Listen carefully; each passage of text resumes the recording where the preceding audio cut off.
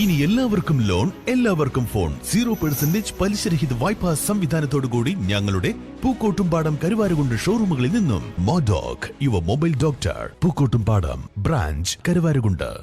വഴിക്കടവ് വനമേഖലയിൽ കടുവയുടെ ആക്രമണത്തിൽ ചെരിഞ്ഞ കാട്ടാനയുടെ ജഡം കണ്ടെത്തി. നെല്ലിക്കുത്ത് ഫോറസ്റ്റ് സ്റ്റേഷൻ പരിധിയിലെ മരുത ഓടപ്പൊട്ടി വനത്തിലാണ് ശനിയാഴ്ച ഉച്ചയ്ക്ക് 2 കാട്ടാനയുടെ ജഡം കണ്ടെത്തിയത്. ജനവാസ കേന്ദ്രത്തിൽ നിന്നും 1 കിലോമീറ്റർ അകലെ വനത്തിലാണ് ജഡം കണ്ടെത്തിയത്. 10 വയസ്സുള്ള പിടിയാനയാണ് കടുവയുടെ ആക്രമണത്തിൽ കൊല്ലപ്പെട്ടത്. ജഡത്തിന് 2 ദിവസത്തെ പഴക്കമുണ്ട്. Vazhikkadavu range forest officer Sherif Panolan, Nellikkuthu deputy range forest officer Manilal Perincheri, section forest officer P Janardhanan എന്നിവർ സ്ഥലത്തെത്തി പ്രാഥമിക പരിശോധന നടത്തി. തുമ്പിക്കൈയുടെ 3/4 ഭാഗവും കടുവ ഭക്ഷിച്ച നിലയിലാണ് ജഡം കണ്ടെത്തിയത്. ആനയുടെ വയർഭാഗത്തും പിൻഭാഗത്തും മാരകമായ മുറിവുകളുണ്ടായിരുന്നു. പോസ്റ്റ്മോർട്ടം നടപടികൾ ഞായറാഴ്ച നടക്കും.